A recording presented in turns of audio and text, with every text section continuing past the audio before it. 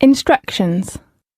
You are going to hear a number of different recordings and you will have to answer questions on what you hear. There will be time for you to read the instructions and questions, and you will have a chance to check your work. All the recordings will be played once only. The test is in 4 sections. At the end of the real test, you will be given 10 minutes to transfer your answers to the answer sheet. Now turn to Section 1. Section 1. You will hear a conversation about homestay registration between a student and an accommodation advisor. First, you have some time to look at questions 1 to 5.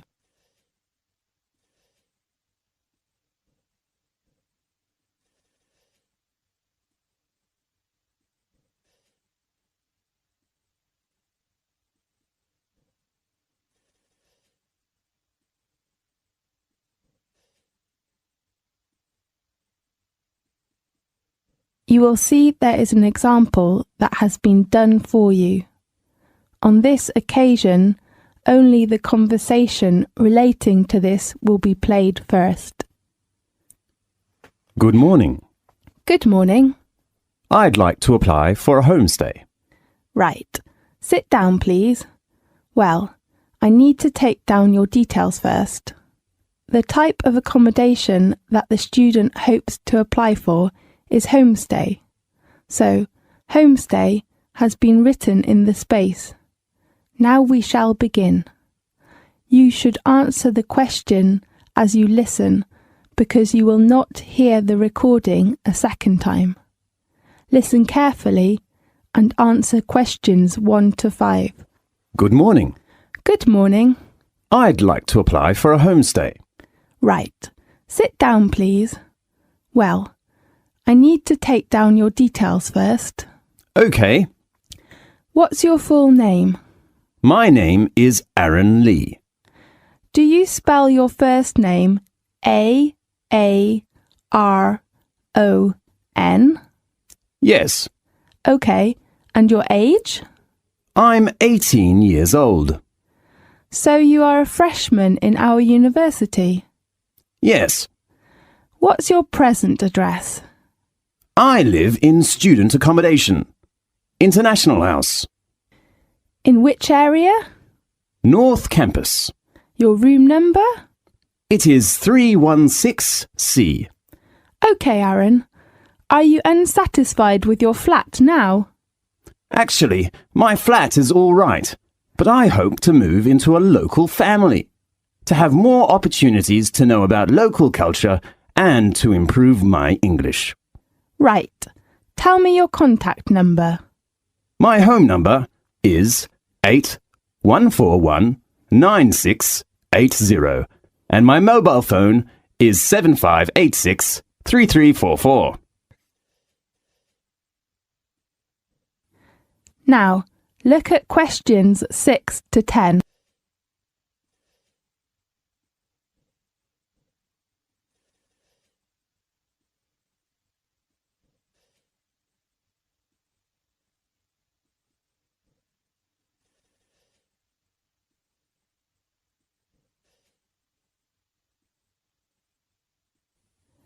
Now listen carefully and answer questions 6 to 10. Well, Aaron, can you tell me your requirements about homestay, such as food or facilities, something like that? Yes. Firstly, I prefer to live in a homestay house with a nice landlady, and I hope she would be good at cooking. All right. How about others? And I'd like to have my own bathroom and balcony. I don't want to share with others. Okay, no problem. Anything else? Oh, yeah. You know, one of my friends, Chris, who lives in a family with 3 young children. Yeah? They are too noisy, and my friend cannot study. So I hope there are no young children in my homestay house. OK, fine. Do you need a garage? I don't drive now, and maybe I would need it in the future. Oh yes, I hope that the house would be near to campus. OK, not far from campus. Anything else? No. Well, let's talk about the rent and the deposit. OK. Usually, the rent of homestay is about £140 per week, and you will have to pay 2 weeks' rent as a deposit in advance. Does the rent include all bills? No, it only includes the water fee. You have to pay your electric bill and telephone bill and cable bill if you need. Right. When would you like to move in? As soon as possible. Well, I hope to see a house this weekend. How about this Saturday? Is it the 6th of October? Right. OK, I know. Do you have any other questions? No, that's all. Thanks for your help. You're welcome. Goodbye. Goodbye. This is the end of section 1. You now have half a minute to check your answers.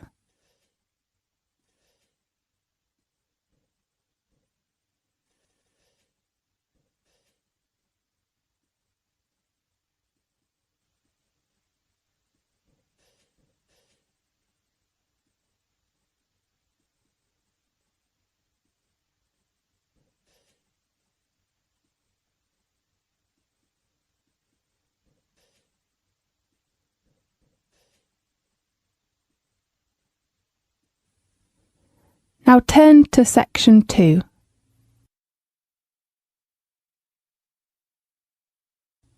Section 2. You will hear a lecture about a famous natural resort in England. First, you will have some time to look at questions 11 to 15.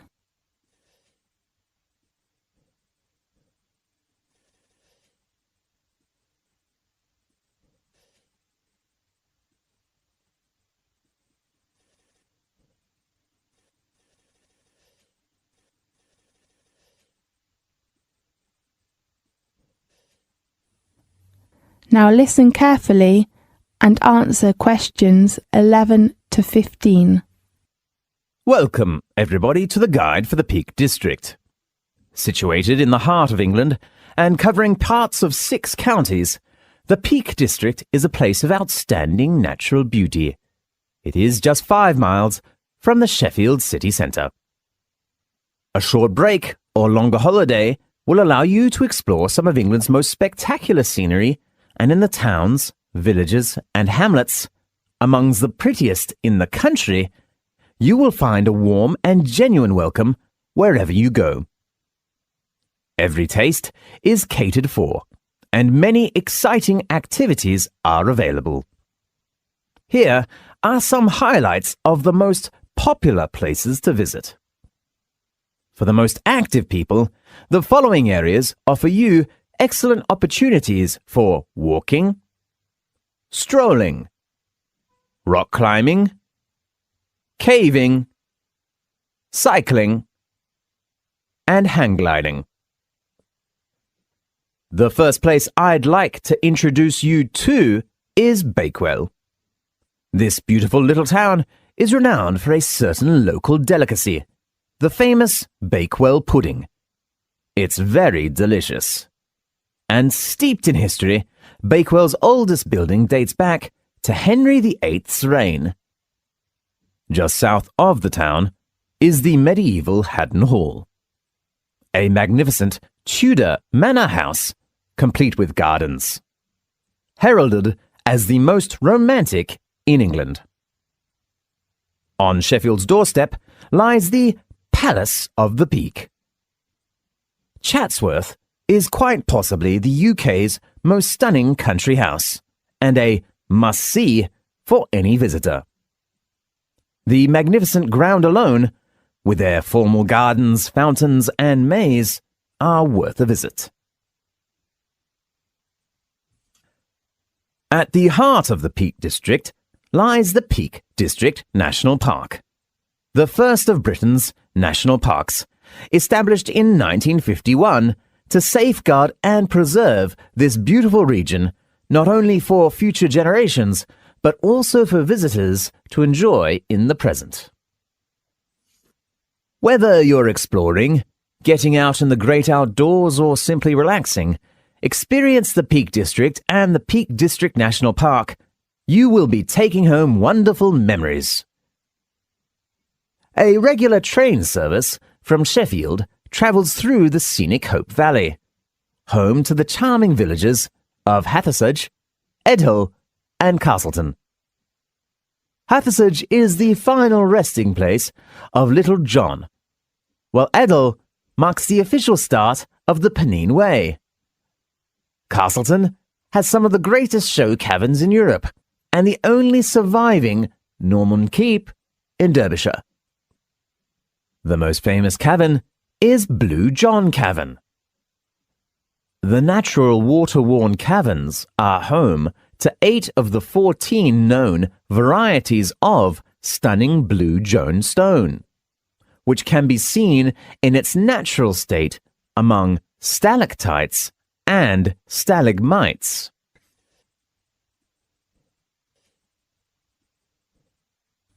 Now, look at questions 16 to 20.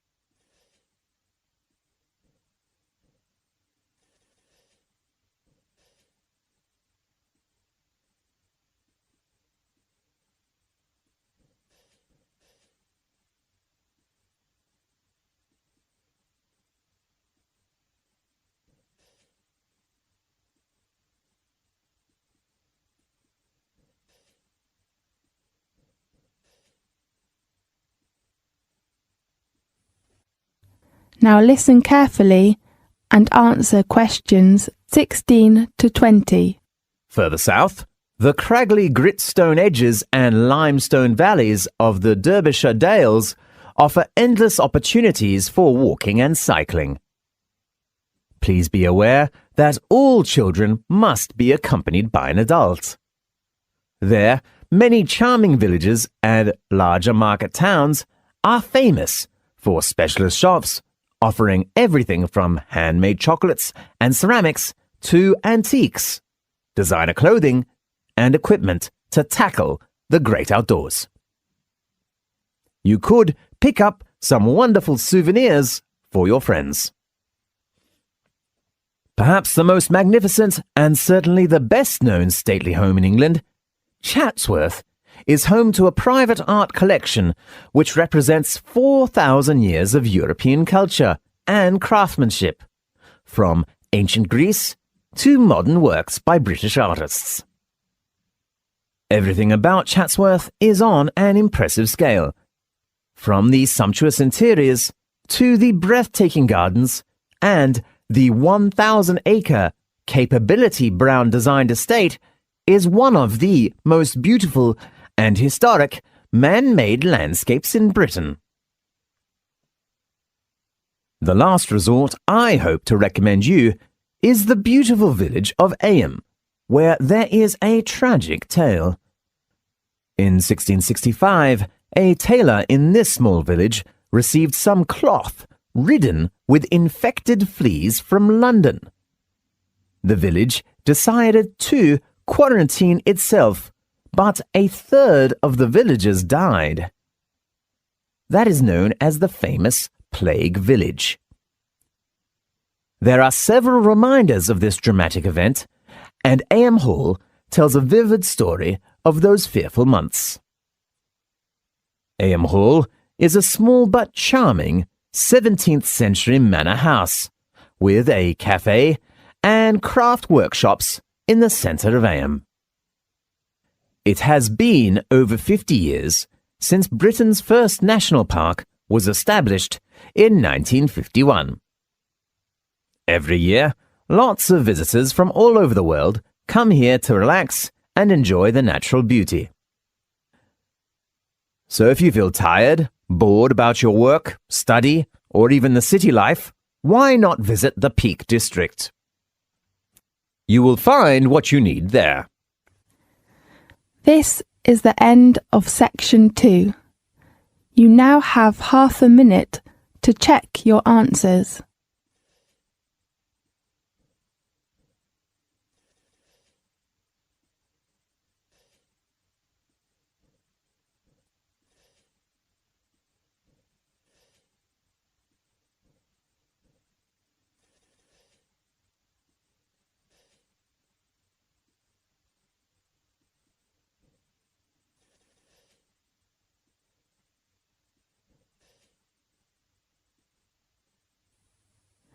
Now turn to section 3.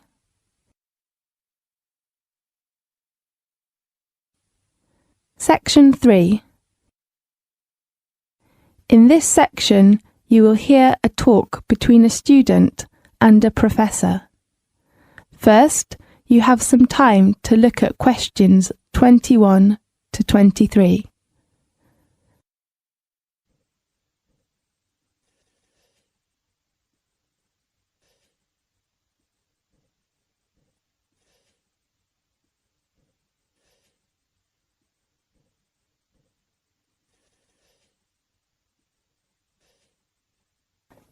Now listen carefully and answer questions 21 to 23.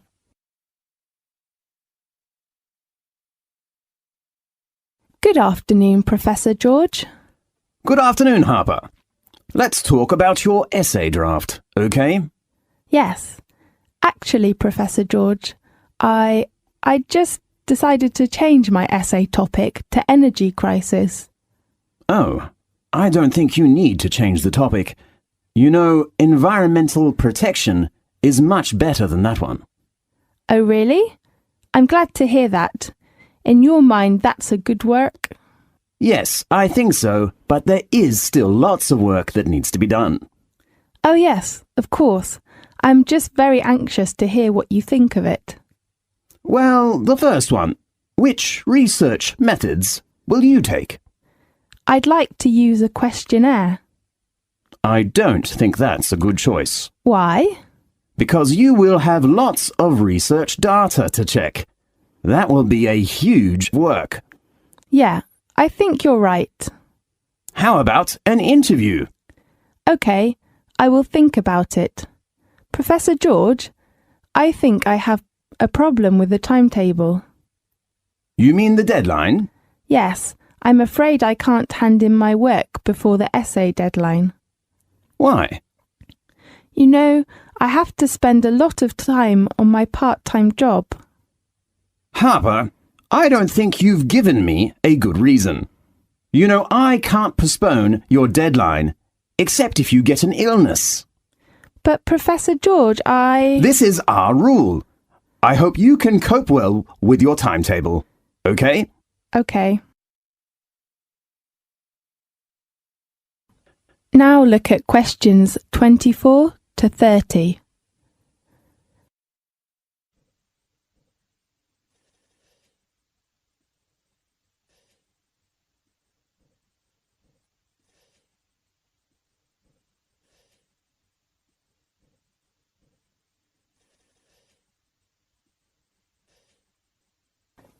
Now listen to the tape and answer the questions 24 to 30.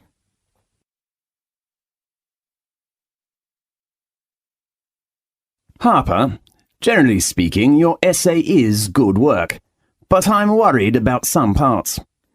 Yes, could you give me some suggestions about my work? Well, let's start with the purpose. I think it is not bad. You represent your idea and the reason for this work, but What should I do? it's better for you to make them clearly. I mean to strengthen them. OK, the purpose needs to be stronger. Oh, and what's your opinion about the structure? I think your structure is very clear. I do really say, well done and go ahead. Thanks very much. I'm so glad to hear that. That's okay. How about other problems with my essay? How do you think your personal experiences as a background affects your work? Oh, it is just my question. I'm not sure whether I should write them.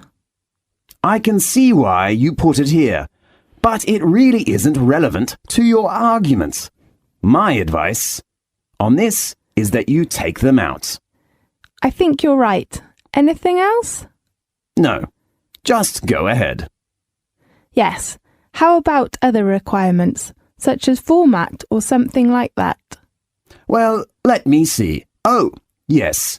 Your way of handing it in. I heard we must send our essays to you by email. Is that right? Yes, that's right. Before your deadline, let me check. It is... Oh, here. It is on Friday, the 30th of October. Right. I will hand in my essay on time. Good. And you have to print your work by laser printer. Why? We will store all of our students' work, so good quality is very important.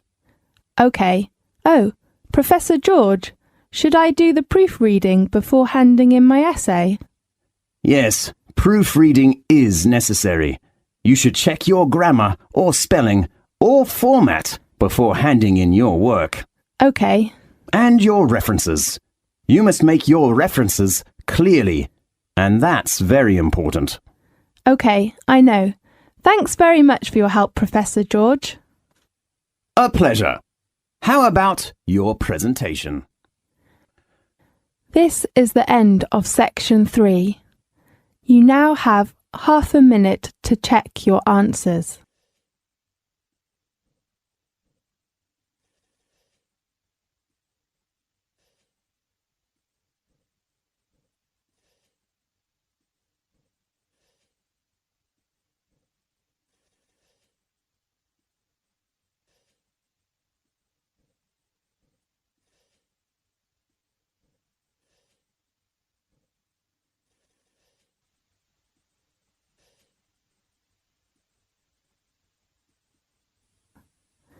Now turn to section 4.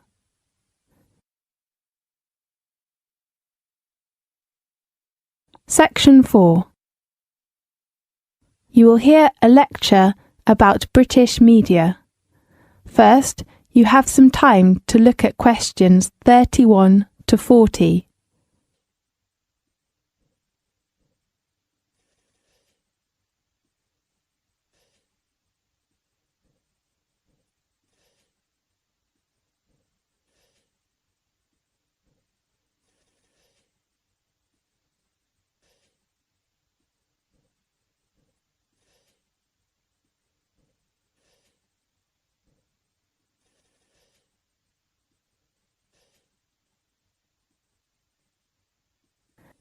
Now listen carefully and answer questions 31 to 40. The United Kingdom has one of the world's oldest established newspaper industries. In the late 18th and early 19th century, as the British economy began to industrialise, as literacy levels rose through the introduction of mass education, more and more newspapers began to appear. The Times, which first appeared in 1785, is the United Kingdom's oldest daily newspaper, while the Observer, which is still published every Sunday, began publishing in 1791, making it the world's oldest national newspaper. The different main British newspapers, the Times, the Observer, the Guardian, still suggest that the function of the paper is to offer the electorate objective reports about what is happening in the country. The function of supervising the government is one of the reasons why a free press is considered so important to the functioning of parliamentary democracy. Besides politicians, businessmen paid more attention to the power of the press. They used press to push their products and services to potential customers. So, the advertising business was born. In Britain, most advertising is carried in newspapers. Companies use the press to sell products. People use the press to look for a job or to buy a house. All the British media must follow advertising codes, which ensure that advertisements are legal, honest, and truthful, have a sense of responsibility for consumer and society, and respect the principles of fair competition. British newspaper culture is unusual in the extent to which class and educational differences are reflected in the newspapers people read. In other developed countries like Japan and the United States, newspaper reading is a habit of mainly middle class. However, in Britain, the lower classes are also regular readers. There are more than 1,500 different newspapers which cater for a wide range of political to educational views. Britain has one of the highest levels of newspaper sales per head of population in the world. Although most newspapers are financially independent of political parties, they also express some political views.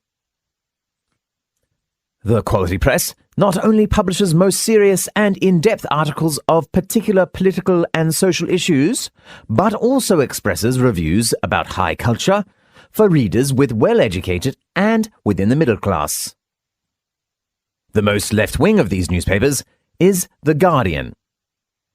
You will often hear people on TV or in daily life refer to Guardian readers. This is a kind of shorthand to suggest someone who is left-wing and liberal in their politics, and interested in society and social issues, such as will be soft on crime or quite feminist and interested in green politics.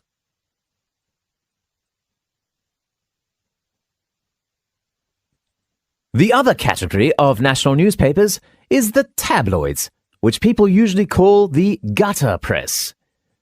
It often carries some scandals about famous people, whether in politics, entertainment, or sport, etc. The stories are short, easy to read, and usually rely more on opinion than fact. One feature of the tabloid press, which has become a national institution, is the page 3 girl, a picture each day of pretty, scantily clad young women. The broadcast media, television and radio, are tremendously important to British national life. According to Record, British people spend 4 to 5 hours a day watching TV. Whether you are working, chatting with friends or family, conversations will usually be about programs that were watched the evening before. Even newspapers also carry reviews of programs which are being broadcast.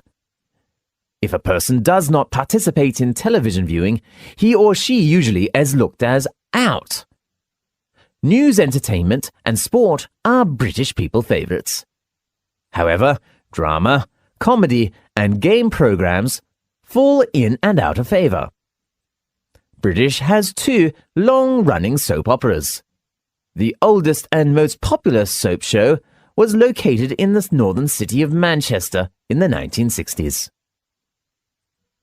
Compared with American soap operas, British soaps present gritty and realistic accounts of the everyday life of Britons. They are of very high quality and are popular abroad, whether in New Zealand or Canada. You can keep up with your favourite characters. Daily news and weather forecasts are also popular viewing. British newscasts are famous for the quality of their reporting. While there are many channels for audiences, so an interesting phenomenon appears. During particularly popular programs, the national utility companies have to make special preparations because, during commercial breaks, a surge of demand for electricity is created when millions of British viewers rush out of the sitting room to make a cup of tea.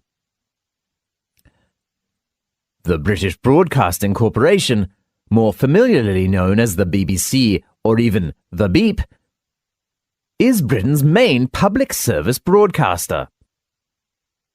It began in 1927 as a public service radio station, and later moved into TV. The BBC has 2 channels. BBC One specialises in shows with broad appeal, such as sport, entertainment, drama, kids shows and current affairs. BBC Two caters for special interest audiences, and so broadcasts documentaries and shows aimed at particular social groups, such as the elderly, handicapped, homosexuals, and so on. The BBC is funded by licence fees, and viewers must buy a licence each year for their TV set. The BBC is no longer just about TV shows. Nowadays, it is a multimedia business with wide publishing and educational interests. This is the end of section 4. You now have half a minute to check your answers.